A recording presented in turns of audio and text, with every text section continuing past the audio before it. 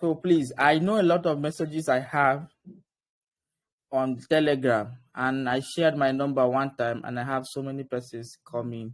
So I will be leaving the class once for I have an exam by 4:30. So do we have a second section today? Do we have a second session today? So I was trying to talk about the request I had is about portfolios for developers. What is the name of that site again? It's called Team Forest. So my plan is for the person who requested for it. I haven't been able to go through the one you sent me. So what I want to do is to actually find a portfolio for you guys here. But this portfolio will be for those who are going to actually follow to the end of the program. So I'm going to find a portfolio, and I want to address for the person who. So I will find a portfolio and I will download it, get it for you, and I will share it to those who want it. And I'm also going to show you how to. Now these are different portfolios. I'm just looking for the one I would recommend. I think I like this one. Let me see. You may like light theme if you're someone who likes light theme, but I'm not a light theme fan. I'm a dark theme fan. But if you like light theme, you can actually drop a comment here. Like I said, I'm going through this portfolio for you. And so if I'm going through it and you like light theme, please drop a comment that I should look out for light theme. I can't do both. Okay, dark theme. I'm actually going for dark theme. So I'm going to get it, I'm going to share it, and I also show you how to deploy it for free. Now, I have one, but I don't always use it, and I find it difficult to even update it because it's tasky. It takes time, and I don't have that time to be working on it. But starting up as a developer, you need one. So that is why I'm getting one for you, and I'll get it. I'll show you how to deploy it. Now, this is a portfolio. Yes, I'm recording this shit too. Thank you so much. Yeah, I'm recording. Thank you. So it's going to be like this. This is the home page. Let me open this home page and see. This one is fine. You put your skills here. And that is if you know, although of course all of these are going to be in HTML and CSS. So you should be able to know how to go to this is going to possibly H1 tag and change the name. And this is going to be an image tag, but I'll find one that will be very easy to customize. I think this one is a little bit, and this one has both dark and light theme, but let's see this one. I think it's easier to edit. I'll find one, and this one is also easy. I use something like this, but not this one, but I use something like this. I'll find something that is easier to. Yeah, this is awesome. Yeah, but like I said, it's going to be towards the end because towards the end of your program I'll be free, so I can use that time of your class to look for a design and then also show you how to deploy it. But you should know how to change these details in HTML, and then just because the CSS are already applied, you just need to change the HTML. So that being said, we can move on to what we have today, except you have a question. So for the portfolio, I didn't get my time to review it, so I will just give you one. All right, so any question before we continue? If there is no question, please drop a thumbs up so that we'll begin today's class.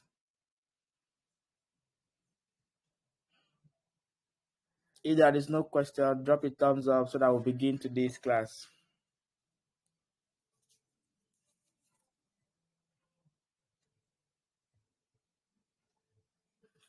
Okay, is there only one person that is ready? We have 15%. That's going to be a problem when people will come back to me from this class, because it will be hard to. There was a time when I finished NYC, I had so much time in my hands. I was even deciding to work for free. My dad would tell me, go and sleep. You need, You need rest. Gradually, I got the first job, I was doing it, and there was still time. I got the second job, I was doing it, there was still time. These days, I hardly leave the house. I can be indoors for 3 days, and I still don't have time. I am still indoors working. Last night, during the variety night, notifications were just dropping, but it's fine. So let's begin. Now, what we have to do, we have a lot of work to do. We have actually come to the point where we are building real functionalities. When I mean functionalities, I mean building users able to log in, users able to create accounts. They can retrieve their password and then change their password, also reset their password. And we can go further to fund user wallet if we have the time, and fund user wallet, or maybe search for users, do some functionalities with the users and update user profile. So if we are going to do all of this, that means I'm not going to be building the backend from scratch every time. It means from where we stopped in the last class, I will continue there in the next class, because backend is not something you can finish in 3 hours. Even if you give us 6 hours, we can't finish it in 6 hours. So we build where we stopped, we continue there. Where we stop, we continue there. And I want to believe that everything I did here, now there is nothing here. These are, I think I'll remove these ones. There is nothing here. This is just the simple server, and it's returning a response that says welcome to Access Bank server. This is what we had in the last class. Yeah, this is the server, that's all. And then we have git ignore, where we're ignoring node modules. We also have the server where we are setting up the toScript. Now, the reason why I'm going through this is this. I want to ask you one last time, do I need to build this server again, or should I just continue from this server? Because I know you've done this assignment. So should I build this server again? Now bear in mind that we can continue there. So do I need to build this server again, or should I just continue from the server? Continue. So if we are continuing from here, drop a thumbs up. If we are continuing with this server, drop a thumbs up so that we know. If you are not okay with it, then drop thumbs down so that I know to build it again. All right. Any other persons? We are 17 of us, so I want to see. Okay, just brush it. Okay. All right. So let's go through the server. Nothing much in the server. This is just 1, 2, 3, 4, 5, 6, 7 lines of code. That's what's here. And I don't think there is any line here you don't know what it is doing. Now that's one thing with backend. Every line of code, you should know what it is doing. That is the only way you're going to be a very good backend developer. Just in case there is an error, you know where to look for. Maybe they say change something, you know where to go and find it and change it. So the first thing here is we are bringing in Express, and we are storing it in a variable called Express. And then that variable called Express, we are invoking it as a function, and we are saying let our backend app run on the Express function. That's what we are doing. And then the next thing is to define our port. We are trying to define the port.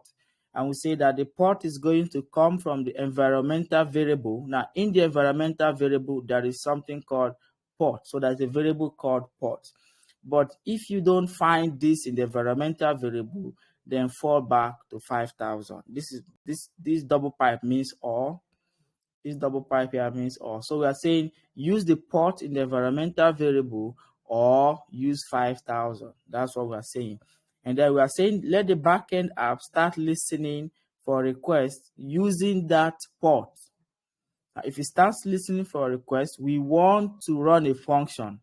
And what the function is doing is to console log that the server is running and tell us the port that the server is running on. That's what we're doing. And then we are sending back a simple get request. And we're saying let it use the default route or the default endpoint, which is /. And we're saying if there's a get request on the default route, run a function. What the function will do is to return a response in form of JSON, and the message should be welcome to Access Bank server. I think I didn't spell Access Bank well. Welcome to Access Bank server. So that is all on this server. Then in our package.json, we have two scripts where we have the first start script that will be whenever you call the start script, you are saying let node run the index.js file. And we have the second script, dev. Whenever you call the dev script, let nodemon run the index.js file. So these two scripts are very important. And here we have two dependencies, the express, which is for our server, and the nodemon that is restarting our server.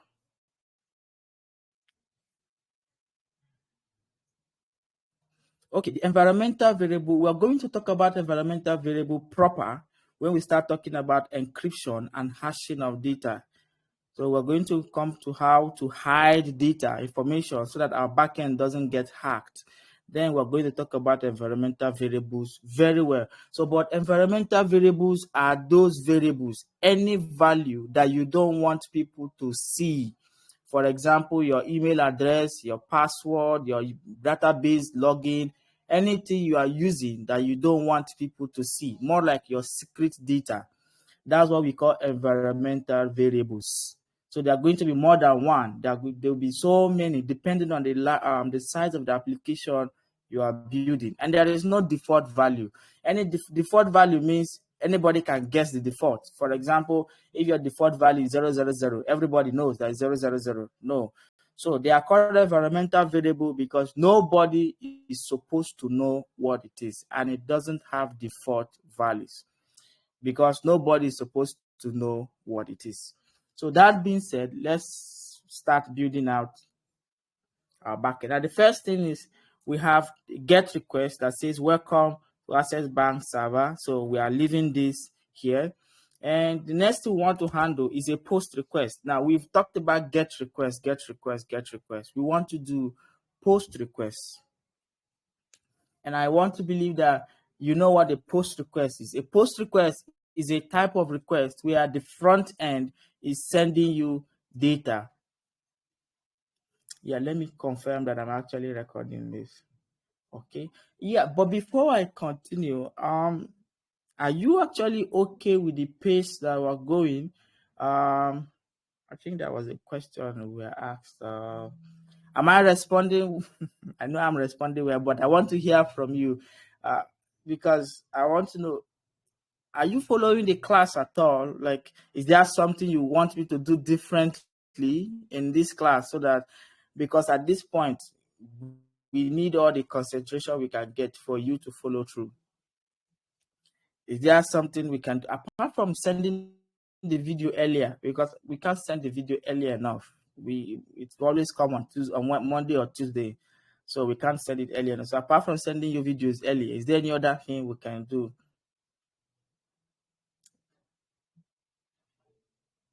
Okay, so let's continue. So like I said, a post request, let's say there's a post request on /students. Maybe not, yeah, /student. All right. Nathan, try your best. The thing about this is most times you may not be able to get it the first time. It's very possible you may not get it the first time, and the second time you follow, but it depends on what you want to do after now. If tech is actually what you want to do after now, I believe you can actually follow up the first time. If you give in your best, you'll be able to follow up giving your best.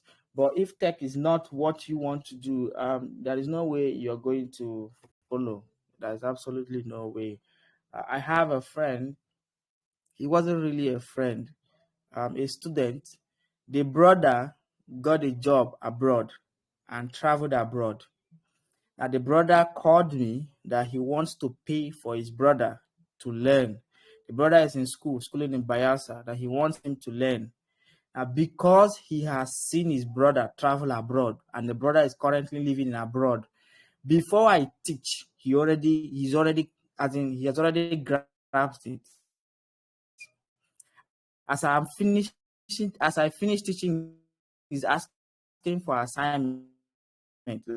Like, he doesn't waste time because he has seen what it is, and that is what he wants to do. So if you give it your best and it's actually what you want to do, you always follow up. The backend is very easy, and I'm going to try to make it very easy too.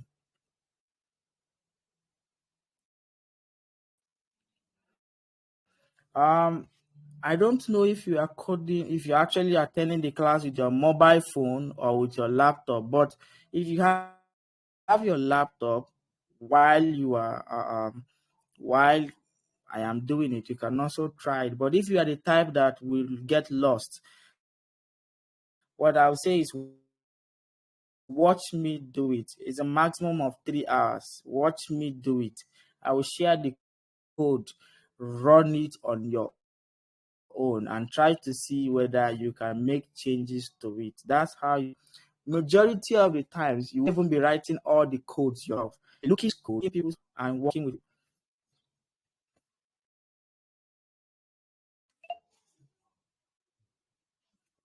See.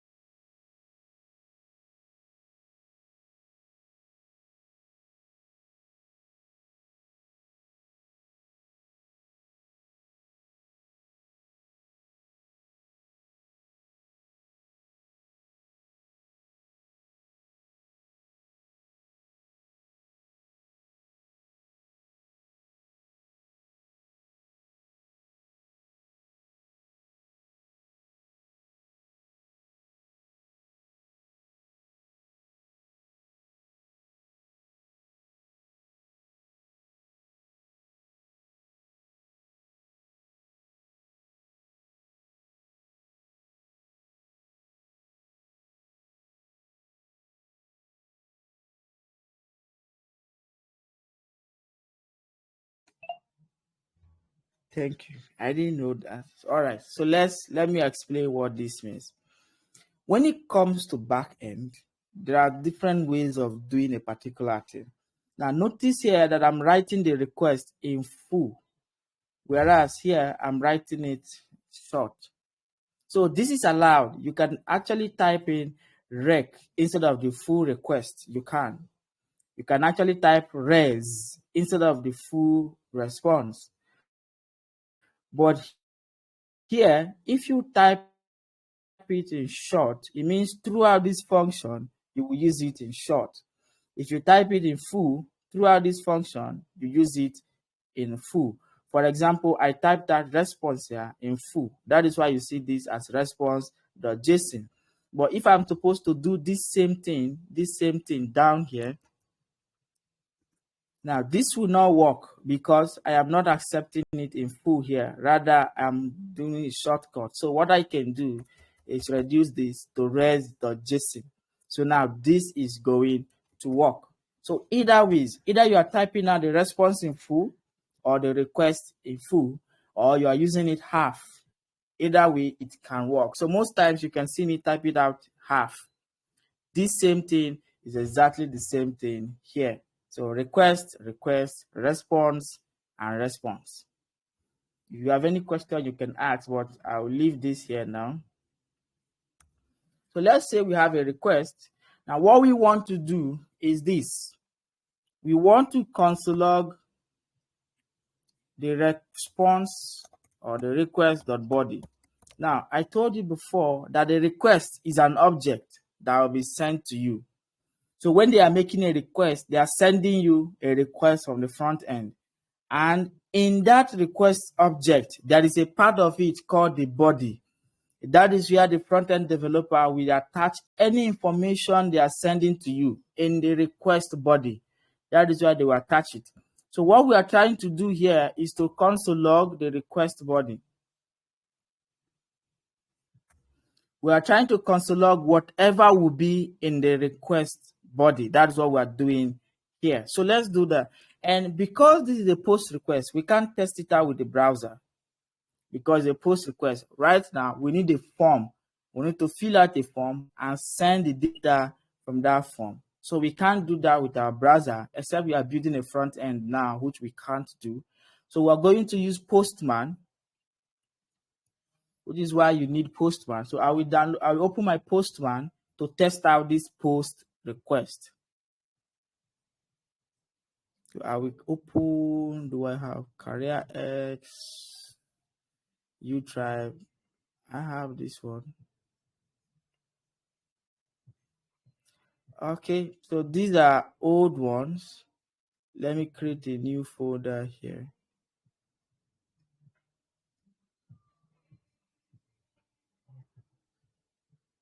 Bring it out. Sorry, I'll remove these ones here. I want to clean up these ones so that these are for the last cohort. I think so.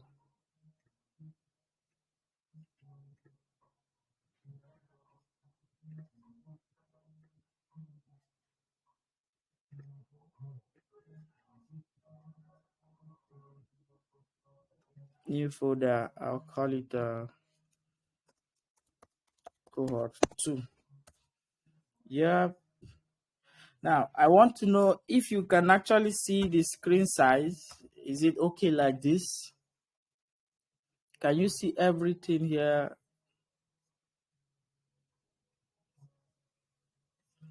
Can you see everything here? Do I need to make it bigger?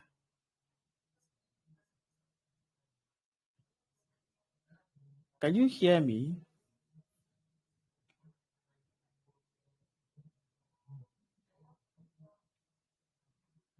I know I am live, but can you hear me? Hello? Okay, okay, okay. So I'm asking, can you see what these things are? This is cohort 2. Can you see what is written on this Postman, or is it too small? Is this okay, or is it too small?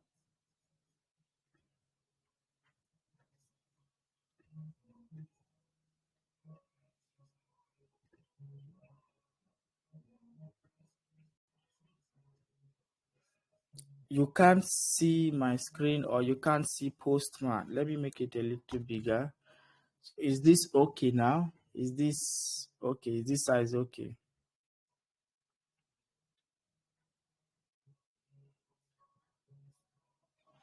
All right, all right.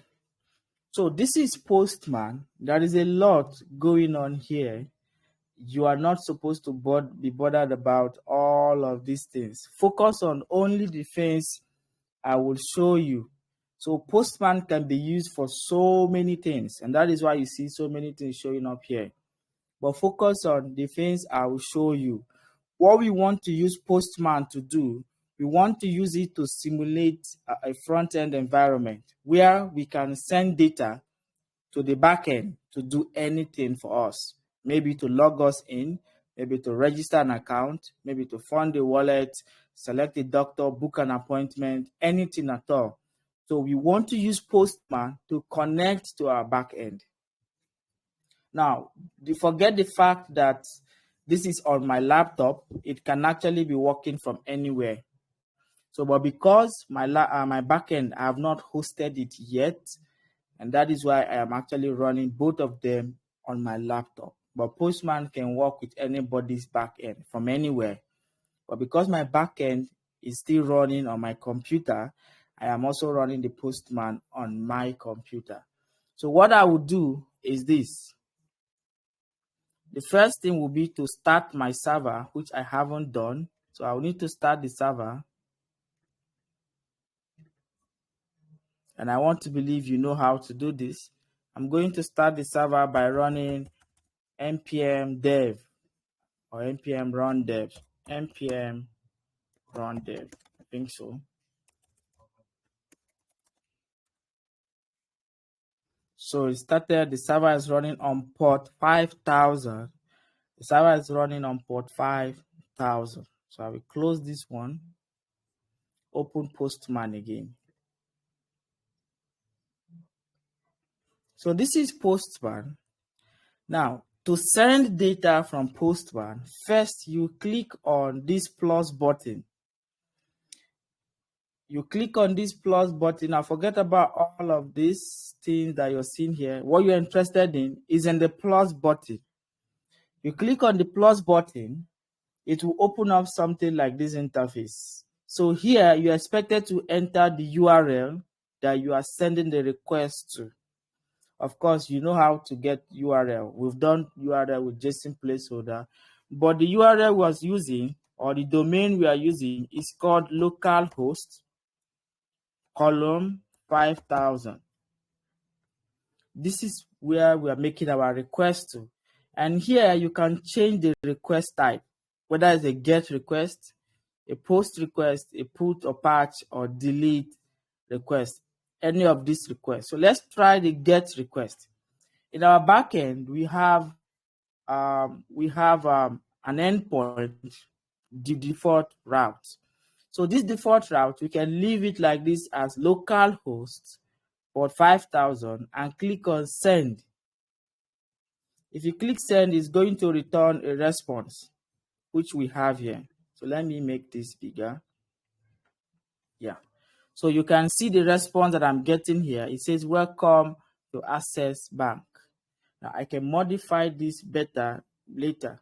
So, or you can also add the / here if you want, and then still send the request again, send. You still get the response, welcome to Access Bank server. Now, it can be a little confusing, but just pay attention to what I am showing you, just what I'm showing you. Now, we can also click on this plus button again to create a new request.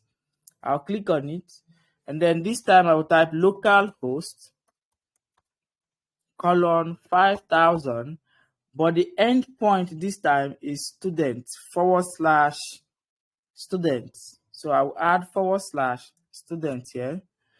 And then the request type here is not GET now. The request type here is a POST request. So I will come here and change this to a POST request, and I will send data. So sending this data, you see that it is hanging here. The request is not coming back. That is because what we are doing here is only trying to console log what is in the request body. So if you open our terminal, you see that it is showing undefined. Now this part here,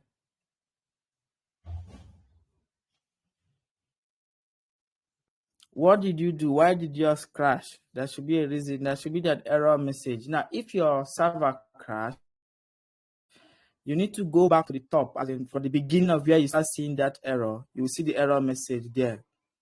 From the beginning, where did the error crash? So for example, if I do something like this, Y, and save,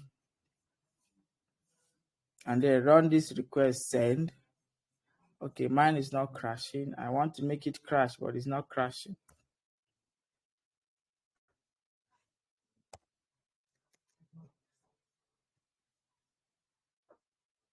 Yeah, it's crashed now.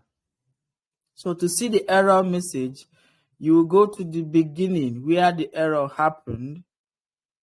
And then the error message here says rec is not defined. So rec here is not defined. That is the error message. So if I come here, it's saying that this rec here is not defined.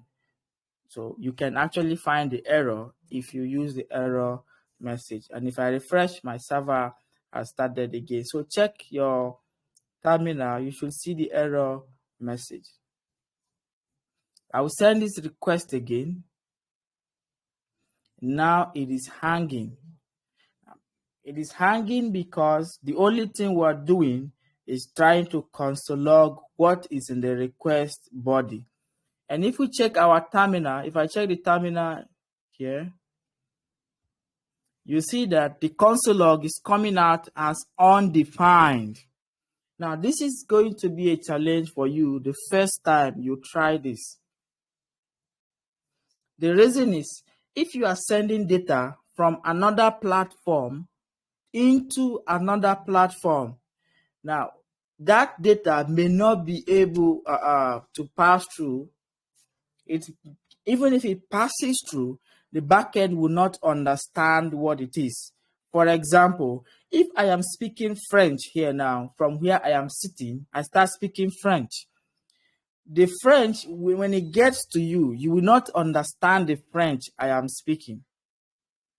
So, but if you have something like Google Translator, you can use Google Translator to translate whatever I am saying into what you can understand. So that is what is happening when you are sending data from a front end into a back end. The back end will not be able to understand the data. Now, the thing is, this undefined here is telling you, I am actually not seeing this data. Or maybe I am seeing it, but I don't understand what it is. So we need something that is going to take whatever is sent into the backend. Before it reaches the backend, it should be able to translate that message into something that the backend will understand. So that is the issue here now. So if you are sending data to the backend, you need a middleware. It is called a middleware. Let me write it here. A middleware. So you need a middleware that is going to translate whatever data that you are sending from the front end into the back end. So I don't know if you understand that, but let's try again. So what I want to do is, first things first, I'll come here to the parameters, and like I said, there is a lot that happens on the Postman, and you get used to it. Let's start it gradually. So I'll click on these parameters. What I want is a request body. Now, all of these things you are seeing here are all attached to the request. The authorization, the parameters, the headers, the body, the script, the text, the settings, all of these are part of the request. So if I want to add data to the request, I'm going to either be adding that data as one of the parameters, or as the authorization, or in the headers, or in the body. Now, if you look at our backend, it is expecting data that will be coming from the body here. So that means if I want to add data, I should be adding that data in the body here. So I will select the body, and the type of data I want to send is a raw data. And make sure that you select that raw data to be JSON data. You know that the format with which we send data from the front end to the back end has to be JSON. It has to be JSON. So I'll click on JSON, and then the first thing is put an object and the payload. Let me say I want an email, so I will type the JSON I want. This is the JSON message I want, and the password here is going to be 1 2 3 4 5 6 7, like this. So I'm trying to send an object in the request body, and this object has the email and the password. So these are the two items I am sending to this endpoint called students, and I'm sending it as a JSON raw data in the request body. And you know that this endpoint here is the same as this endpoint and is expecting data in the request body. So if I send this request now, you see that it is coming as undefined. It still doesn't know what this data is. So like I said, if you intend to send data from the front end into the back end, of course, that's what you're going to be doing. If you build back end, you're expecting the front end to send you data. So you need a middleware that is going to take whatever. Oh, I have so many questions.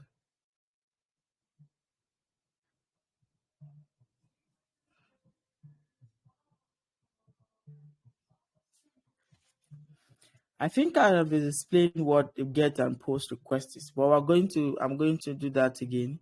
So what I want to know what your error message is saying so that we can treat that. So a get request, any request where you are asking the backend to send you data, that is a get request. A post request, any request that you are sending data to the backend, whether to save it or do something with it, but you are just sending data to the backend, that is a post request. Now, a put and a patch request are almost the same thing. So let's assume there is data on the database already, but you want to edit it. So if you want to edit an existing data on the backend, you can either use either of these, the put or the patch request. But the difference now is, if you want to edit the whole data, the entire data, remove all of them and replace it with entirely new data, you use a put request. But if you want to edit part of it, not the entire data, but just part of the data, maybe just the name, or maybe just the first name, or maybe just the last name, or maybe just their age, or for example, if you've done a SIM card registration, and then they come back to tell you you need to link your name. Now, linking your name is like editing part of your data that is already in their telecommunication database, and that is a patch request. So if you want to edit part of it, use a patch request. But if you want to delete the entire record, delete it entirely, you use a delete request. So I want to see what your error message is. So like I said, here on our terminal, it is saying undefined. And I told you the reason is because the backend does not understand what we are sending at that time. You need a middleware. The question would be, what is a middleware? A middleware literally means a function that runs in the middle.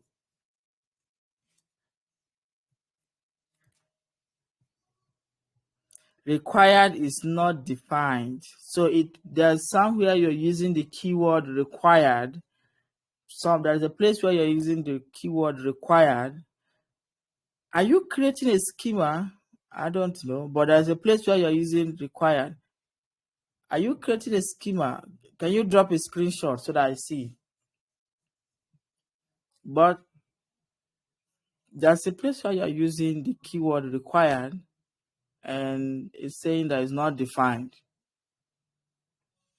And I don't see why if you're not creating a schema, I don't see why you'll be using the keyword required. If you are not creating a schema, we're going to be creating schema.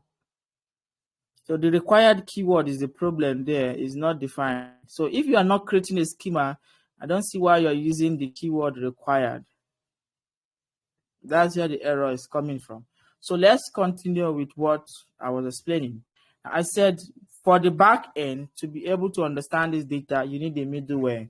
And what is a middleware? A middleware is a function that runs in the middle. It means that from the point where the request is made to the point where the backend is handling the request, a function is supposed to run in the middle. A function is supposed to run in the middle. Let's say this is point A. Cynthia, something is, but can you hear me now, Cynthia? We haven't done much. We haven't, but you should try and follow up. But like I said, at this point, it is no longer, nobody here is now a beginner at this point. We're now building live servers, and you should be able to follow up at this point so you don't get lost. So I'm trying to explain what a middleware is.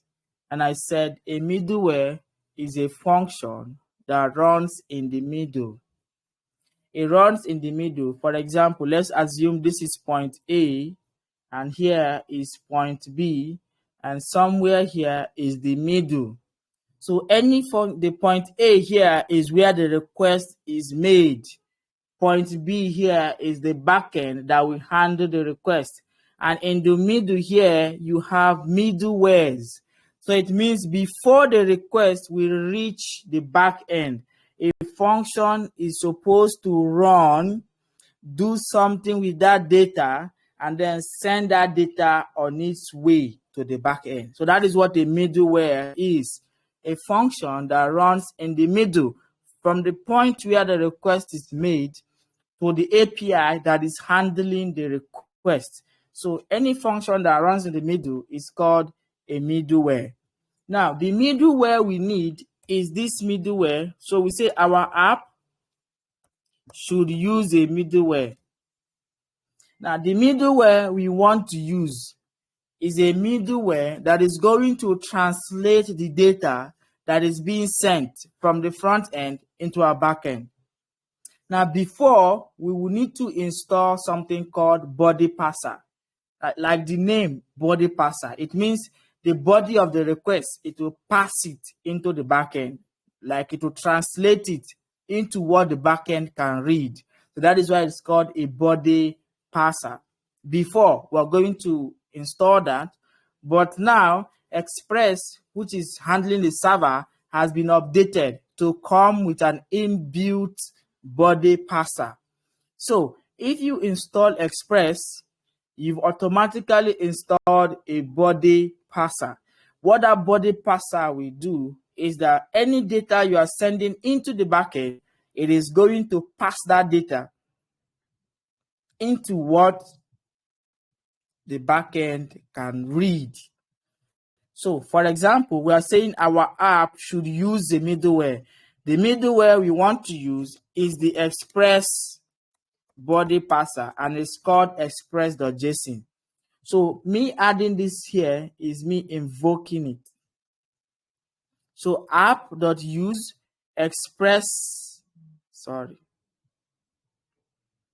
app.use express.json, and then invoke the express.json. So express.json is an inbuilt body parser that comes with Express. Express.json is an inbuilt body parser that comes with Express. So if we send our request now, this express.json is going to run first before this endpoint will run. So that is why we added it at the top here. Before the endpoint is going to run, this express body parser will run, and it will pass any data that is in the body of any request into what the backend will understand. So if I save this now and check my server is running. If I try to send this request again, and then now you see that here we are console logging the body. If you are console logging it, you see that in the terminal we are getting data. It is no longer undefined. Now our backend understands the data that is being sent to it from Postman. And like I said, this Postman is working like a front-end application. It can be a mobile app, it can be a dashboard, it can be a website. It's working as the same thing. So this is exactly how the front-end developer is going to be sending you data. So if you come to any point where it's not able to read data that is in the body, just know that you need to add a body parser. Now, this is an issue, and it also comes out in exams and tests. If you notice that at any point, they could rephrase the question in so many ways. But the most important thing is that if the backend is not understanding the data that is being sent to it, it is because the backend needs a body parser that is going to pass whatever data that is being sent. It will pass it into the backend, or it will translate it into what the backend will understand. So that is what this body parser here is doing. So if I console log this, I am seeing this data, email, and password. So it means that now the backend understands what is being sent to it. Now, another thing I can do is this. Instead of console logging this data, I will remove it and say const. I want to destructure rec.body. Now, this is a popular thing we do on the back end, destructuring. Destructuring means we are taking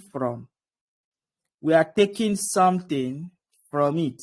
So if I write const and I put curly braces and I put equal to and I put request.email, I am request.body rather, it means I am trying to destructure something from the request body. I am trying to take something from the request body, and I know that the back end is the front end is supposed to send me email. The front end is supposed to send me password. So I can come here and write email and password. So this means that whatever the front end developer adds to the body of the request, I am not interested in those ones. I am only taking the password and the email from the request body. So that is what the structuring means. So this is what this means. I am taking the email and the password from the request body. So now I can do some that email. For example, I can say res.json return the email. So what is happening here in this request is that when you make a request to this endpoint, you should be sending me email password in the request body. When you send it, I want to return the email back as the response. I think I should type this thing in full so that you don't get confused. Maybe in a subsequent class, I can start writing shorthand.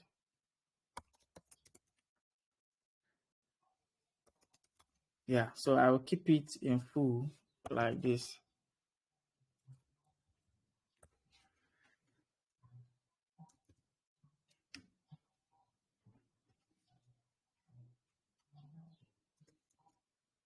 The spelling has to be the same so that it will work. All right, so we are taking the email and the password and we are returning the password or the email in the response. So if I send this request now, you see that I am getting whatever I sent as the email. Now let me write this email very well, shift@gmail.com. And if I send it again, it is going to the backend and the backend is sending back a response that says the email is this. So do you have any question on what we have done so far? We are just starting, but I want to see if you understand what we've done so far and this endpoint. Now we haven't done much. We haven't, but we are going there step by step, trying to handle a post request. Any question on what we have done so far? If you need the mic, tell me.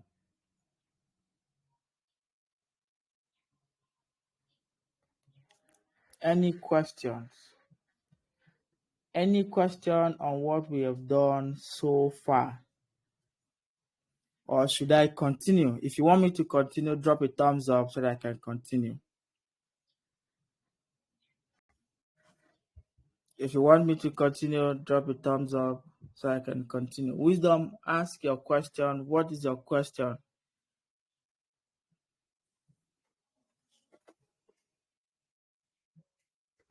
All right, thumbs up. So, any other person?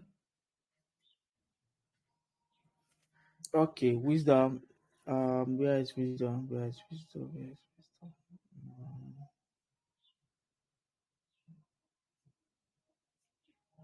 All right, wisdom, go ahead. For the endpoint, student endpoint on the post request, Yes. I thought the post request, they're actually sending data to the back end. So that endpoint student there, what will they be doing when they send the data? Like somebody is registering and that particular point is supposed to handle the post request from the registration. That endpoint student, how will it manage the data? I didn't get that area. Steven and Wisdom, your questions are almost the same, and it's telling me that you actually joined the class very late. Now, for those who are joining us late, Did you you get are my welcome. questions? Yes, I did. But your question is because you joined us late, and I'm going to explain. But for those who are joining us late, I want to say this again. We have come to the point where they say we are trying to I'm trying to look for something that is not as offensive. This is the point where a lot of people drop out of back end because we are now building the real thing. So if you join us 10 minutes late, there's every possibility that you will get lost, except you want to go back to the video. Please, so that we don't get to repeat what we have to do. We have a lot to build, and we cannot be repeating. Please. So, but let me explain. Now, anytime you hear endpoint simply means the name of an API. So if I want to call any API, I will call it by the name. That is what endpoint means. So if you are making requests to an endpoint, how are we going to know? If you're making a request to an API or to a backend, how are we going to know the API that is responsible or that will handle that request? It is when you call the name of that API. And what is the name of that API? It is the endpoint. So here, it doesn't really matter what we call it. We can call it register. You can call it login. You can call it SSSHHH. Whatever you want to call it as the endpoint, just see that the endpoint is the name of the API. So if you're making requests to a backend, you need to tell the backend which of the API you want to handle that request. That is why we call endpoint, number one. The second one is, if you are making requests to a backend, you need to specify the request type. Is it a GET request? Is it a POST request? Is it a PUT request? Or is it a patch request? All of them are the same request. They are requests, but they have different types. A GET request is a request where you are asking the backend to send you something. A POST request, you are the one sending something to the backend. A PUT request, the backend already has data, but you want the backend to take a new data that you'll be sending to it and replace that same data. That's what a PUT request is.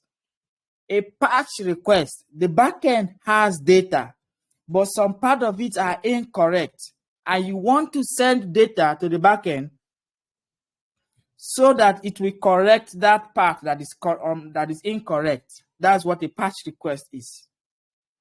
A delete request is a request where you are asking the backend to delete something from the database.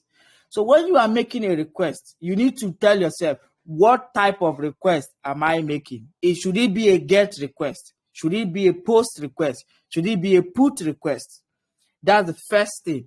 The second thing is, which API will be responsible to handle this request?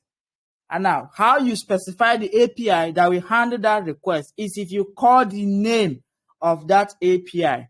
And the name of that API is the endpoint. So whatever you choose to be the endpoint is up to you. That is why I said for the backend, you are the one that decides.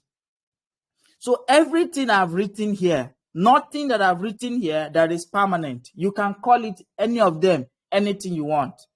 Now, this is app. I choose to call my backend app here.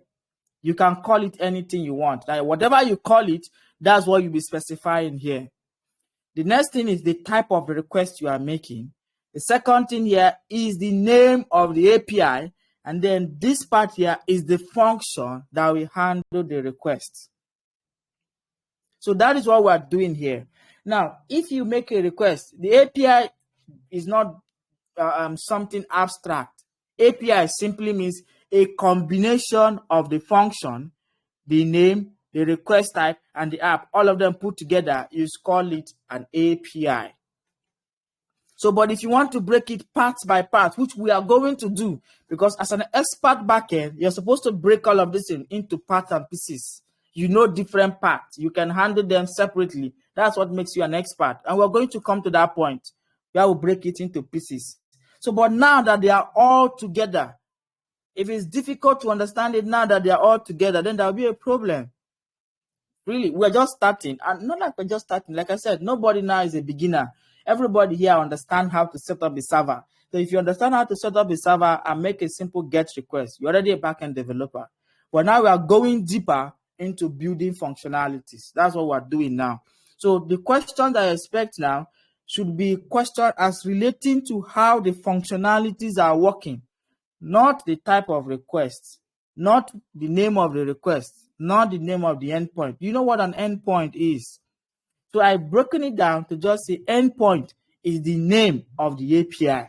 Now, that is my definition. It's not in any textbook. You're not going to find it in any textbook. You'll not find it on any website. So that is my own personal definition. The endpoint is the name of the API. So you can call the API anything. You can call it Chibuzo, if I got it correctly. You can call it Chibuzo.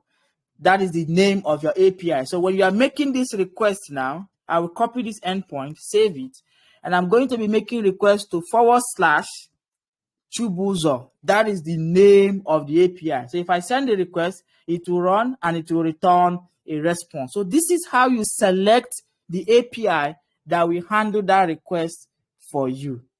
That's one. Now, secondly, we're asked to explain what we did with Postman. This is where it's tricky. You should understand how to use Postman. Now, Postman has a lot that it is doing. If you look at it here, there are so many things here.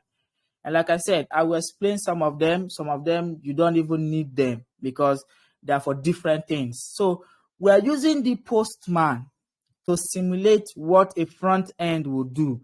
And when I say front end, I don't mean just website. A front end can be a mobile app. A front end can be a dashboard. So we're using this Postman to simulate what a front end will do because we cannot build a front end now and be testing our APIs. No, we can't. So we are using Postman. Now, the first thing you want to do, I will close all of this. I will close all of them. If you install Postman, you may see it like this, or you may see it like this. Depending on how you see it, it doesn't really matter. I will click here to close it. So my own, if I click here, it closes and open, it closes and open. Now, it doesn't really matter how yours appear. What you're interested in is this plus sign here. This plus sign means you want to test an API and you are trying to create a request. This is what this clicking this thing means. So I will click on it. It will open this thing. Now, my own is appearing vertical, but yours can be appearing horizontally. This side will be on top. This side will be down. It can appear like that. For different versions, it can appear. So I'm the one that set my own this way. I think I can, I don't know where, I think there's a setting where I divided it into two. I can't find it now. Is it this place or no, not this one. I can't find the settings, but I'm the one that divided it vertically.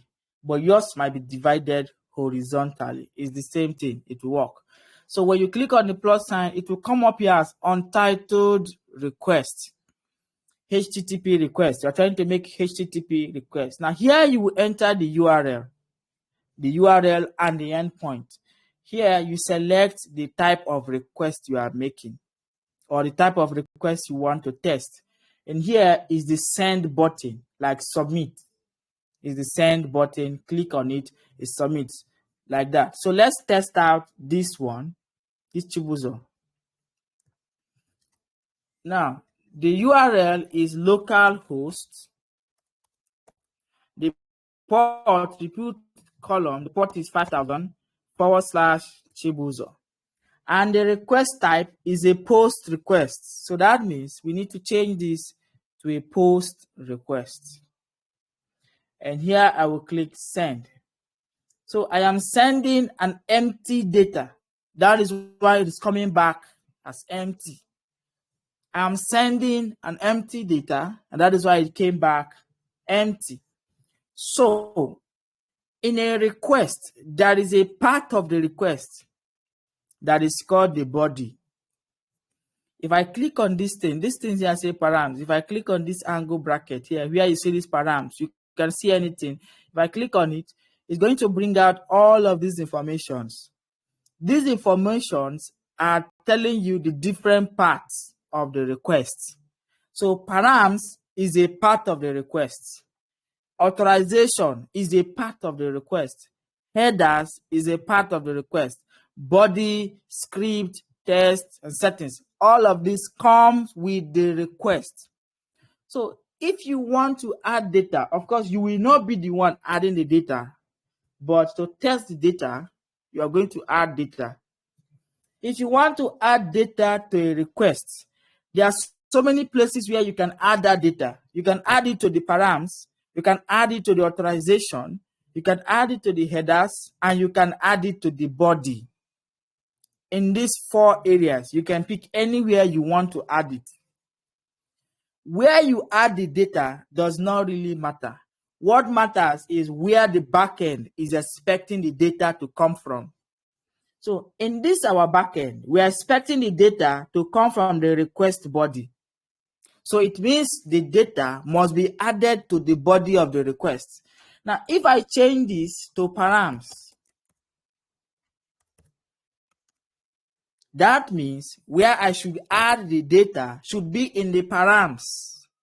If I change this to authorization,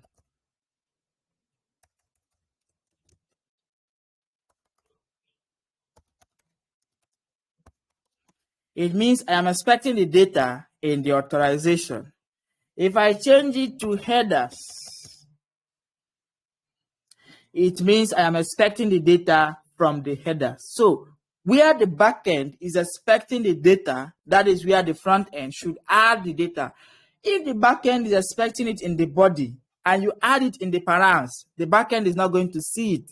Even though it is in the request, it's not going to see that data. If the backend is expecting it in the params and you add it in the body, the backend will not see that data. So depending on where the backend is expecting the data. So right now, we are expecting the data in the body. So it means the front end must add the data in the body of the request. So if you want to add data in the body of the request, you click here and you pick body, because that is where the backend is expecting that data. You click body. Now the body here says none. You want to choose the data type. You select here, you want the data to be raw, and the format has to be JSON data. So you click on JSON data. So right now, what you are saying is that you are adding raw JSON data to the body of the request. So the whole of this thing now is going to come out as a request, and this request is going to have a body with the raw JSON data. Now, how do you add data? The first thing is to put curly braces and write a JSON. JSON here, this is the email, David Samson at gmail.com, then comma. The next one is going to be the password. I can write 1, 2, 3, 4, 5, 6, 7, 8, like that.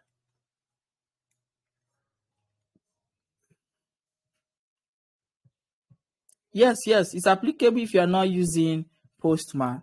So on your mobile app, if the mobile app developer is making requests to your backend, of course, you will tell them, you will show them a documentation. So that is how they will know where to add data for you. Whatever we are doing on Postman here, they can also do it on the mobile app. They can also do it on the website or on a dashboard. Anyone, they can. It's applicable. It's the same thing. So I have this, and I'm trying to send this data. And before I send this data, I send the data now. Now you see that what is happening is that we send two information to this API here, and it is returning a response with just the email alone. Why is that? Because on the back end, we are trying to destructure. Now, there is something called destructure. Destructure means taking out from. You want to take something from somewhere. That is what destructuring means.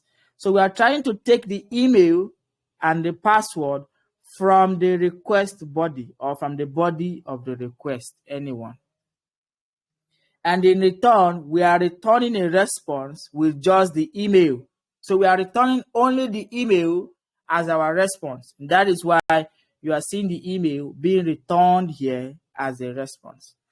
And I said before, let's assume we don't have this body parser. If I send this request, you see it is coming as something crash. It's crashing. Something is wrong. The reason is because if I go to my terminal, you see my terminal has crashed. And it says, cannot destructure property email of request body as it is undefined. So the server is telling you that, listen, I cannot destructure email from the body of the request because it is undefined. Why? The data we are sending, the backend does not understand the data we are sending. So in order for the backend to understand the data we are sending, we need something called a body parser. A body parser is a function that is going to translate any data that is coming from any front end into what our backend will understand. And I said before Express was upgraded or updated, you need to install a body parser. But right now, Express comes with an inbuilt body parser, which is why we are not installing body parser again. Rather, we say our application to use app.use. We are telling our application to use something. What do we want it to use? Use the express.json. Now, express.json is the name of the Express body parser. So it's going to pass it into JSON format. So if I add this bracket, I'm invoking the function. Now, this is a function and it is called a middleware. A middleware is a function that runs in the middle between the point where the request is made to the point where the API will handle the request. So any function that runs in the middle of this request is called a middleware. So I'll save that. And if I send this request again now, our server is not crashing and is returning the email as the response. Do we have any question again? Wisdom, did I answer your question? Any questions? Steven, did I answer your question? Any question? Please ask. If there is no question, drop a thumbs up so that we move on to something else.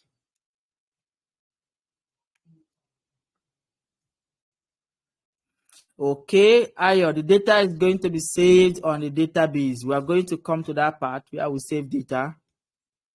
All right, let's move on to something else. That is a post request. That we can do the same thing for a put request. Let's try a put request. Forget, I'm naming it Chubuzo. I'll keep it like that so that you understand what endpoint means. I'll create another endpoint, app.put. This is a different type of request. /AZ. I will call it AZ. Now, the endpoint is the name of the API. I want to believe that is very clear now. So this is going to accept the request object and the response object. What do we want to do? We want to destructure something from the request body. Body. So what do I want to take? I want to take the name. I want to take maybe the state. I want to take their age. So if I take those things, what do I want to do? I want to check something. I say return a response.json. Return a response.json, but this response.json, I want it to return an object. It should be returning an object. The object should have a message. The object should have a message. Sorry, this thing keeps coming up, but I hope you return a message. The message should say successful. And then, in addition, return the name of the user. The message can be anything. Just return the JSON is returning an object. Inside the object, we are returning a message that says successful and is returning the name of the user. So I'll save this. I want to try this out now. I will come back to Postman, click on this plus sign again to create a new request. The request type is a put request, and it's a put request because that is what I'm specifying here, put request. A put request. And the endpoint name is AZ. So I'm going to write localhost port 5000/AZ. AZ is the name of the API. And then I want to add data to the body of the request, not the params, not anywhere, to the body. So I'm going to select the body, change it to raw data, and make sure that the data type is in JSON. So what do I want to add? I want to add the name, the state, and the age. The name, the state, and the age. So here I will start with name.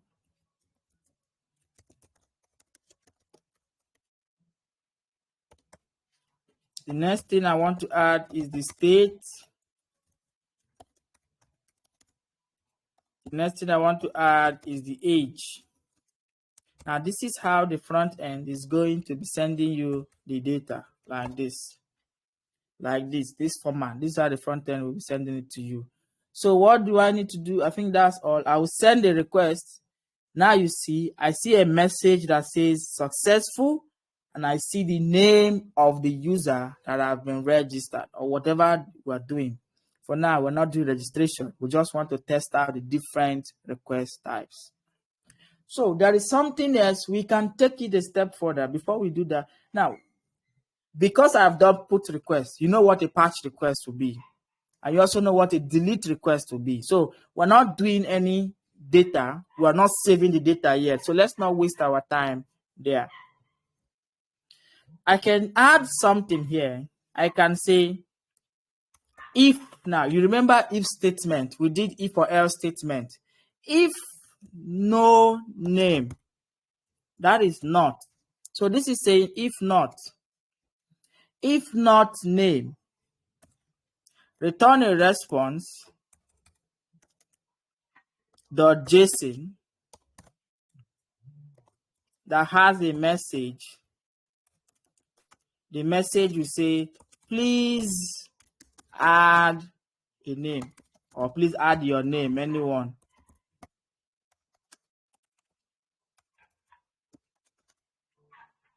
So in a situation where the API is supposed to use a data that is required, any data that you know is required, that API needs it to work.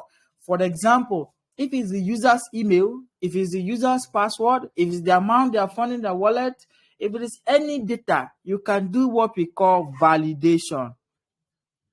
Validation means you check whether that data they are sending you, does it contain that required part? So here they are sending us 3 data, or we'll be sending 3 data, 3, and the required part is the email. The name, rather. We want to now check if there is a name. So here, this exclamation mark means negation. It means not. Negation, not. So it means if not name.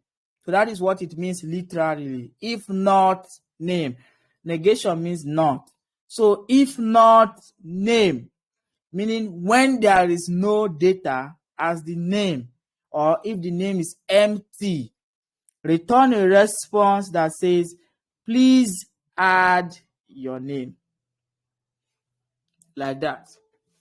I think this is the point where we should talk about the return keyword. So what I would do is I will remove this name and keep it as empty.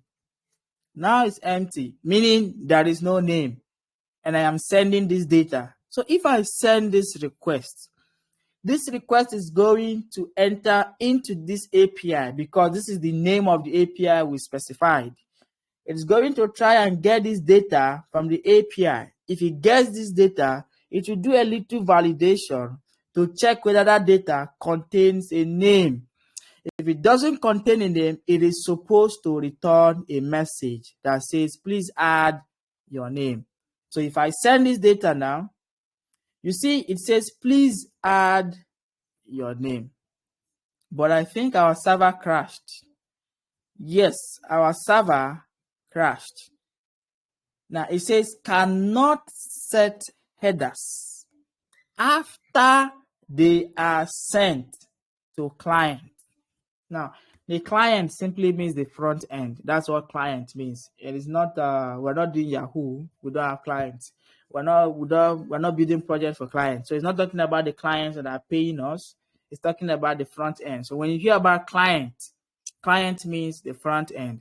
Server means the back end. So client and server is the back end. That's why you see here it says server response.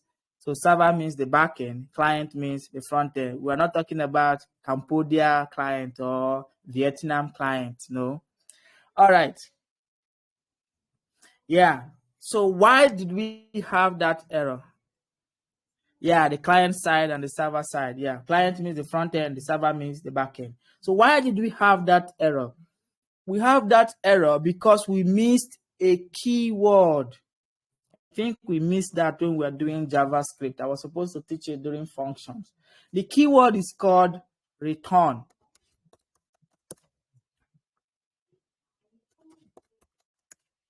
The return keyword.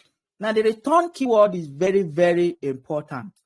That is why we had that error back. Whenever you want a particular line to be the last line that will run, you add the return keyword there. So that is what the keyword is used for. Now, the return keyword is used in two ways to do two different things. The first one is what I just explained now. The first one is to specify which line will be the last line. That is what the return keyword does. So if I add return keyword on this line 36, it is simply saying, if there is no name, if this user did not send any name, let this line be the last line that will run. And what is that last line? It is just returning a message that says, please add a name. If you don't have this keyword returned, what will happen is that it will send this response and it will still go again and try to send this second response, which is why it said cannot set headers after they have been sent to client. So it means that it has already set the request headers and set a message in it and return it to the client. So if you are trying to send another response again, it will tell you cannot do it. We have already sent a response to the client. So you can't send requests twice. That is why it says here, cannot set headers after they are sent to client. If I make this thing bigger, you will see that it says sent. Where is it again? So this here means sent to client. Let me make it smaller again. Yeah. So say cannot set headers after they are sent to client. Now this is very, very important. It comes out in exams and tests too. It can also come out in your interviews. When you see an error message that says cannot set headers after they have been sent to client, why? What is wrong? It means you were trying to send a response twice. That is what it means. You try to send a response to the client twice. So it's telling you no. If you send the first one, we have sent the headers. You are trying to do the second one. Are you sure you know what you are doing? You don't know what you are doing. That is why you need a return keyword. The return keyword will specify which line should be the last line so that you don't send the request twice.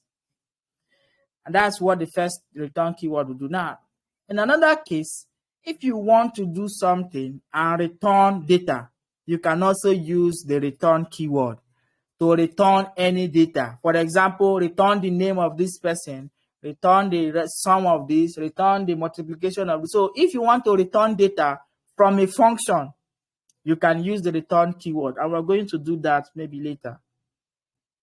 So I will add the return keyword here, specifying that if there is no name, that should be the last line.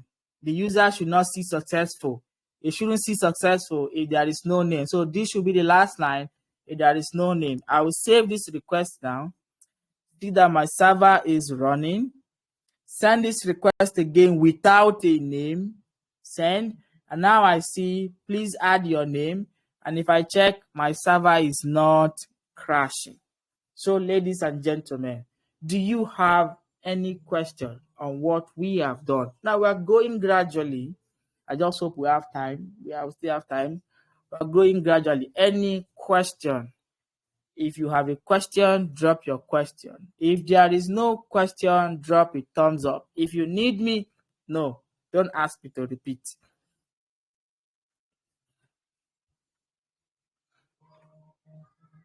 All right. If you have a question, drop a question. If there is no question, drop a thumbs up. So we continue. Yeah, you can add else, if we can add that, but we are coming. We just did one thing. We are coming. All right. So if I add a name, which is going to be Wisdom Johnson. Wisdom Johnson was my first best friend. Wisdom Johnson. Yeah. I'll add Wisdom Johnson and send a request, and you see successful Wisdom Johnson. All right.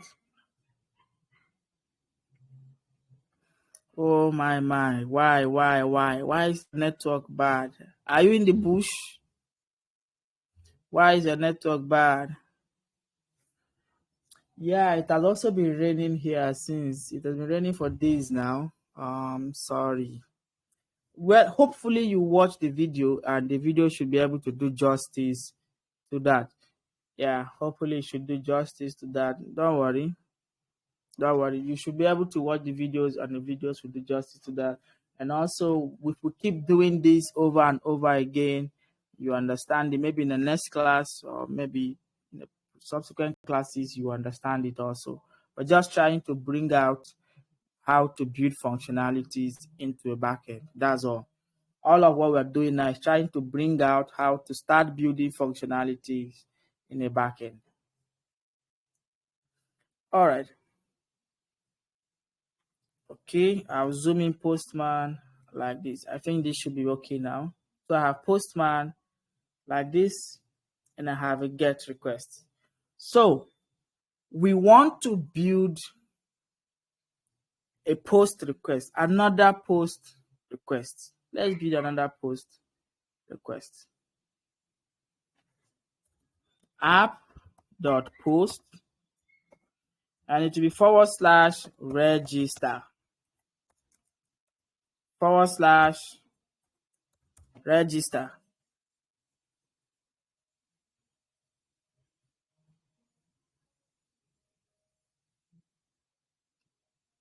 Are you serious? Your Postman is not opening. Why?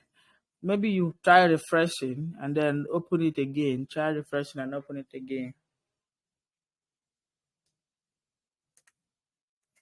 The Postman doesn't select laptop, so it's not from the laptop. It doesn't really matter the RAM you're using. If you're using 4 gig RAM, it will also run. If you're using what kind of laptop I mentioned now, even if you're using a desktop laptop, that one that if it will turn off, it will still open. So we're trying to build an API that will handle user registration.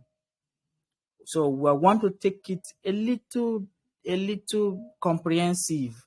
Let's see what registration can be. So we accept the request. And like I said, you can type out these two things in full if you want. You can, but I'm used to typing them in short. Even in real projects, in my project, I type them short. So, but if you want to type it in full, you can go ahead and type it. The good thing about backend is it's not really something people go into. Even if I build this backend and set it to the MD or the client, they will not open it any day. I have a particular project I built in 2021. Since that 2021 till today, I'm still the only person handling that backend. Nobody's going there. The owner is not opening it. Every day he's coming back. We want to add this. You'll be the one to go there. Even if sometimes I will tell him I'm in so and so place, he will drive and come there and carry me because you're the only person who's going to be working on it. So most times you can write it however you understand. But if you're working with a team, you make sure you're doing it the way your team will understand. So what I want to do is to destructure some information from the request body. So if you want to register users, now you will be the one on the front end what data you want to use. Like I said, one thing about the back end is that you are responsible for a lot of things. You are responsible. Now, you want to decide what kind of data you want. Maybe sometimes it could also be the company. The company can say, we want to register people with phone numbers only. We want to register people with emails only. That you can, that in those areas, you will be like, it was decided for you. But most times, you'll be the one deciding. So let's say we want the email. We want their first name. Let's not do first name. We want their name. We want their state. We want their age. What else do we want? Phone number. We want their phone number. So these informations, we are taking them from the request body. 1, 2, 3, 4, 5. And what do we want to do? When we take them, we'll say if not email, we want to return a response that will carry a message. Sorry if you can't see it. That will carry a message. The message will be, please add your name. Sorry, your email. Now I'm going to duplicate it. If you want me to type it again, I can. If not name, so in a case where there is no name, return a response.json that will say a message. The message will be, please add your name. Now you can do it for any data you want. Validate all the data that you want to be compulsory. You can do that way, validate all of them. So I'm validating only email and password. So when you do that, I want to take all of them and create a new user. I'll say new user will be equal to an object.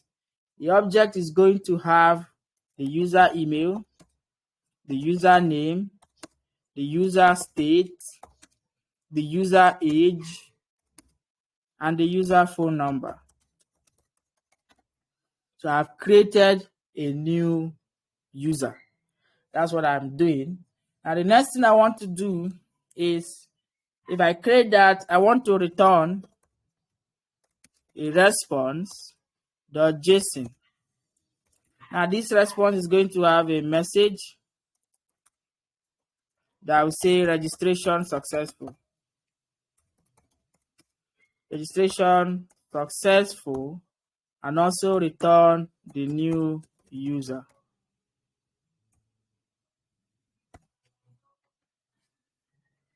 All right, let me just do this. So how many lines of code 1, 2, 3, 4, 5, 6, 7, 8. 8 lines of code for one API. Now, most times your API can be more than 8 lines. It can be up to 30. It can be up to 50. It can be more. It can be 100. So there is no limit to the number of code or number of lines that can for your APIs. So what we are doing, we are destructuring data from the request body. We are taking this data from the request body. Then we validate the email and say if there is no email, return a response that will say please add your email. We validate name. Now, message is not a keyword. You can call it MSG if you want. Like I said, you'll be the one to decide what you want to call it. But I like calling it message so that even if the front-end developer does not understand what MSG means, he knows that I'm talking about the message. So message is not really a keyword. It's a word I want to add. I want to send a message. So I'm calling it message. The message is this. This is the most important thing. This one here is the message. So what I call it does not really matter. This is what I'm sending. So what I call it does not really matter. So, but I like calling it a message so that the person who is on the front end knows that I'm sending a message. That is what it is. So it's not really a keyword, but it's a key in the object. If you understand, if you know, you know. If you don't know, you don't know. But I hope everybody is going to know. That is why I'm here. And don't try to force yourself to think ahead of yourself. No, I am here to show you the step by step how it is done. When I am done showing you how it is done, I will leave you to do your own as your project. So when you then see how I did mine and how it is done, then you build your own. I can tell you that I'm not going to open up what the projects are going to be, but I can tell you to build anything. You start building the API. You can pick any mobile app or any website and build 1 or 2 functionalities that it has. And I'm just showing you the step by steps how to do it. So I'm showing you how registration works now. You take the data they are sending you for their registration. You validate which data is important to you. You validate it. Now, you can also do a validation with their age and say if their age is less than 18. Maybe you are building a hookup website like Tinder. Return a response.json with a message. You can tell them, please go home, you are underage. Or please go home, you are underage. Anything. So you can do any validation. Now, this validation, we are validating for people who their ages are less than 18. So if you are not up to 18 years, please go home, you're underage. So you can do any type of validation you want, whatever it is you want. You can also, if it's for people who, if you are doing something about score, maybe you want to apply for something, but your CGPA has to be up to a particular number. You can validate that CGPA here. Say if your CGPA is not up to this, if your CGPA is less than this, you cannot complete the registration. There are so many ways to do it. You can also validate their state. Say you want to register people from only one particular state. Say maybe people from only Lagos State, or maybe from people from only Abuja, or you want to register people from any state apart from one. So if your state is equal to that state, then you don't want to register that person. So you can do any validation you want. You can do any validation depending on what. Yes. What about people who have registered before? Yes, I like that question. We're going to come to that part. Now, the only way you can do that validation is if this user you created, you have already saved it on the database. That is the only time you can validate whether that person has registered before. But we are going to do it when we start saving data to the database. We'll do that validation too. So here, we're just validating their email, validating their age, checking their name, creating a new user, returning a response that says registration is successful, and the details of the new user. So here you can just say, you know what, leave it. Let me just send this one. So the endpoint is called register. I will copy register and then create another request, change it to a post request. Be sure that is a post request. Yeah, it's a post request. And I'll write the local host port 5000 / register. And the register is expecting all of this information. So I'll copy them because these are the information I need to send. So I'll go to the body of the request, change it to raw, and then it has to be JSON. Make sure it's JSON, and then put another curly braces here, paste those things. Now I want to turn all of these things to JSON. Turn them to JSON, and I want to make them look a little neat.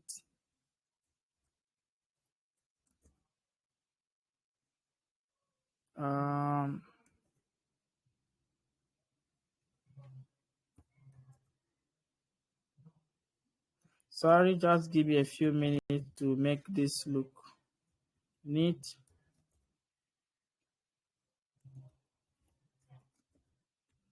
All right, so I have this thing now. All my details are empty. This is more like submitting an empty form. If I send the request, you see, please add your email. The reason why you are not seeing the other validations are because we are adding the return keyword here. That is why you are not seeing all these other validations. Otherwise, it will be sending and sending and sending and sending, where you would then begin to see errors like, what is it called? Cannot set headers, and so on and so forth. We don't want that. So that is why we're adding a return keyword. So once there is no email, there is no need going down. There is no need checking any other thing. So long as there is no email, just return. Tell the person that, please add your email. There is no need saying any other thing. Once there is no email, return. That is why it is returning. So I'm going to add an email, david@gmail.com. And I'll send this request. It says, please, you are underage. The reason is because there is no age. It's less than 18. So I'm going to add 20 years old and then send the request again. It says, please add your name. So I will then add my name. I will add my state. And then my phone number, 1, 2, 3, 4, 5, 6, 7, 8, 9, 10. Yes. And now I will send this request. Send. And you see registration successful.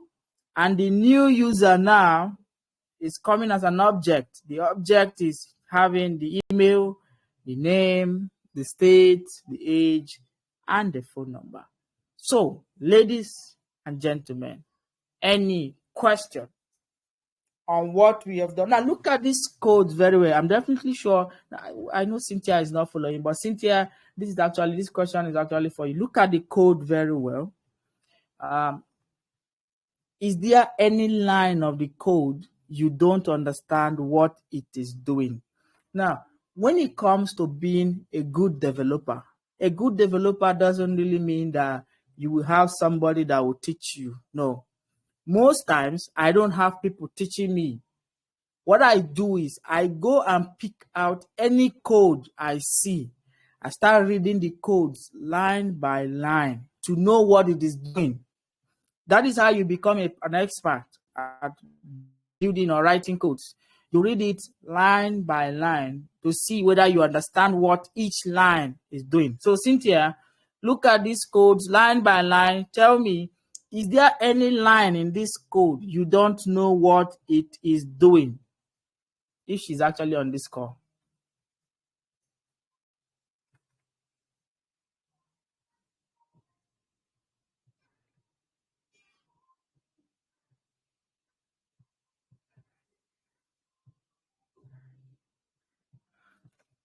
Okay, on the third line, are you assigning the key to the request body?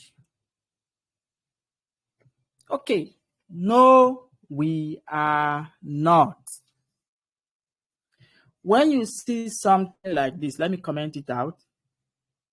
When you see something like const GGG is equal to, now this is how you are assigning.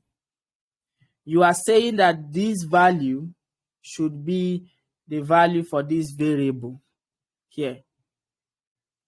But we are not assigning. When you see something like const curly braces equal to request dot params. Now this is called destructuring. Now it's the same thing as this. Const square bracket request, or maybe GGG something, anything can be the name. So these two things are doing the same thing, but they are different. Why are they different? This is curly braces. This is square bracket. So the shape here is telling you what this will be. Now, if this is curly braces, it means you are dealing with objects. So you are trying to destructure an object. That means the request.params is an object. But this is curly braces. So if you square bracket, it means you are dealing with an array. So you are trying to destructure an array. That means this is an array. So what does destructure mean? Destructure means taking something out of it. The reason why we are able to write phone number here, phone number, name, age, is because we know that the front end is going to add these keys to the request object.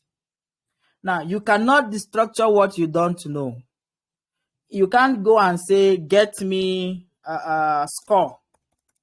Whereas the front-end developer is not going to be adding score there. So why will you be destructuring score? So you cannot take score out of request body.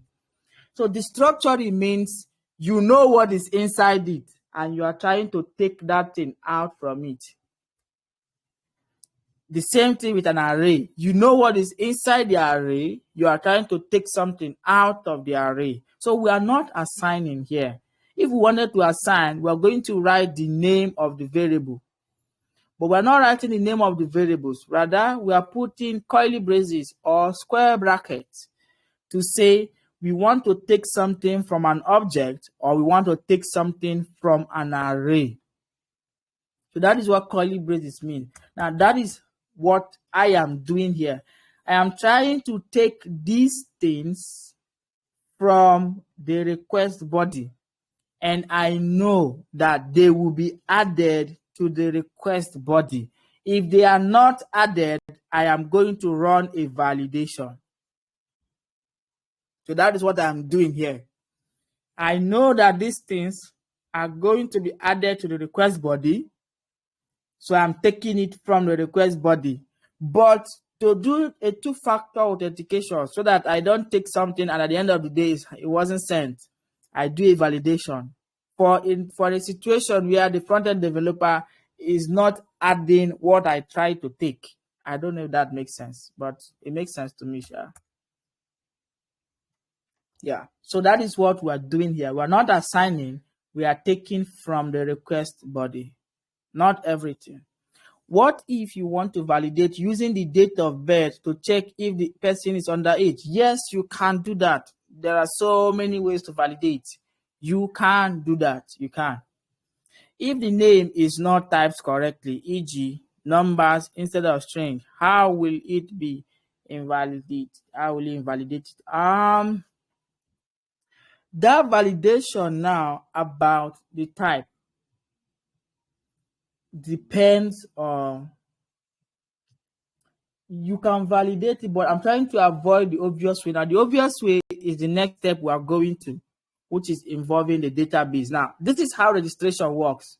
all of this thing is registration. The only thing missing here now is to take this new data and save it on the database. That is the complete registration. So we have actually built a complete registration API. The main thing here is just take the data and save it on the database. That's the last thing that is remaining. And then return this response. So somewhere here, you do the last one, which is save to database.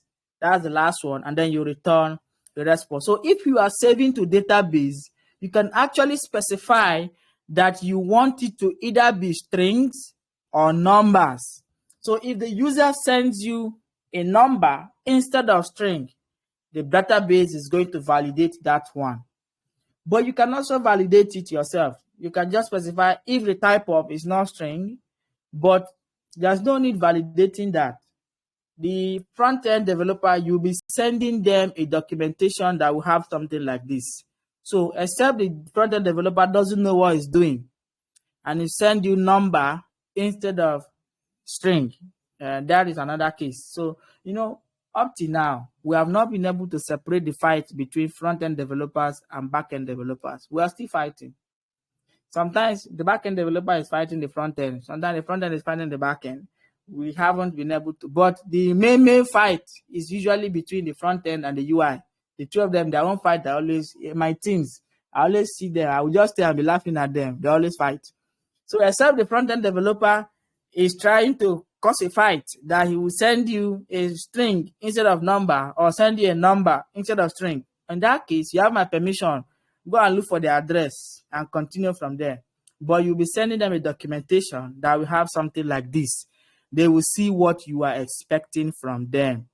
Except they want fight and send you something else, then you can deal with them. All right. What if we use 2 or 3 people with the same name and the same date of birth? Yes, that's a good question. Now, in a situation where you know that 2 persons or 3 persons can have the same name, how will you validate it? There is something called primary key when it comes to database. Primary key. Primary key is an information that you know that no 2 persons can have it. For example, it can be their NIN, it can be their BVN, it can be their phone number, or it can be their email. You know that there is no way that these 2 persons can be using the same email. You know that there is no way that 2 persons can be using the same phone number. And you know that there is no way 2 persons will be using the same NIN or BVN. So you can pick any of these 4 to be your primary key. In that case, if their name is the same, it doesn't concern you. If their date of birth is the same, it doesn't concern you. You are validating the primary key. Now, how do you validate that primary key? You validate it by saying, if an account has been created with this primary key, return a message and say this user already exists. Now, it doesn't matter whether it's the same person or it's not the same person. So long as that primary key has been used before to create an account, the next person cannot use it to create another account. Now, it doesn't matter whether it is the owner that used it or another person that used it on their behalf. So long as that key has been used to create an account. And the only way you can validate that is if you have saved data on the database. We are coming to that part. So, but at first, you'll be the one to decide which one will you use as your primary key for registration. Depending on what application or software you are building, you can decide to use their email, you can decide to use their phone number, you can decide to use their BVN, or you can decide to use their NIN. Any of these can be your primary key. In that case, whether their names are the same, whether their ages are the same, it has nothing to do with you. All right. So I think we are done. I'm just going to send, I've actually sent the request and it's working. So we're actually done with this. Do we have any question here Sandra, not Sandra. Cynthia, I didn't hear from you. Is she on the call? I said, look at these codes and tell me if there's any line you don't know what it's doing. She is not on the call. Cynthia is on the call. Cynthia, I said, look at these codes from beginning to the end. This is an example of what registration will look like for any software. For any, now it depends on how peculiar the software is. So there are other small things that can come in. There are other small things, but this is exactly how it will look like. Almost the same. So is Cynthia on the call? If you have a question, drop a question. If there is no question, drop a thumbs up so that we can move on to another thing. If you also no. We take a break by, should we take a break? If you also want us to take a break too and come back by maybe 7 p.m. or 8 p.m., you can also say it. Cynthia, I say check. Do you understand every line of this code? Now, Steven, your case is different. Your laptop, two of you are different.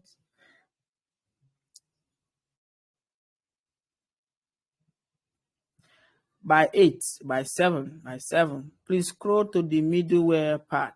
Yeah, this is the middleware part. By 8, by 8, by 8, by 8. 8, 8, 8, 8, 8, 8. All right. So I will, let me see if I can share this. I think you already have this, you already have this code. Let me share it to GitHub so that I'll push again to GitHub. Git add dot, git commit, git push origin master. Yeah, I've been able to push it to GitHub and I'll share the GitHub code. Now you can study it before 8 p.m. so that we'll be on the same side. Now we're taking it a little step further to complete the registration. If we're able to complete registration, we'll move to login. If we complete login, we might move to funding account or doing any other thing. So that is going to be in my repositories and Discord. Are you serious? Is it 2? Am I working on 2 or 3? Am I working on 2 or 3? Back end intro. This is actually 3 now. So why did I push it to 2? Back end intro 3. Why did it go to 2? Okay, it means that the repo online is 3.2. The repo offline is 3. Okay, that's the mistake. The repo online is 2. The repo offline is 3. So if I check here, I'll see the registration I just did now. All right, so we're in order. All right, so I'll share the code with you. We are going to come back later by 8 p.m. 8 p.m. And please, we have actually entered functionalities on the back end. At this point, I don't think this is the point to go back. No, if you have actually reached this point with us, it means you are gone far. If you complete it with us, it means you are now a backend developer. But depending on how you complete it will determine whether you are going to be a backend developer that will be coding project or you be a backend developer that knows backend.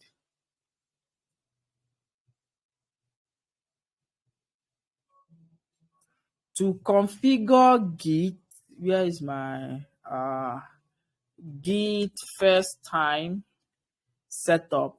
Just type Git first time setup. You're going to see it, but let me find it and copy it for you. So the first thing is, this is the URL to find Git. This is in this URL, but what you need to type is these things. Find where to replace them. Now, not with the $sign. You don't need the $sign. Let me remove the $sign for you. The $sign is just for Mac. Yeah, so replace the name and replace the email. Run the two of them separately. You run the first one first, you run the second one second. That's how you configure Git. All right, so see you guys by 8 p.m. Bye for now. Bye-bye.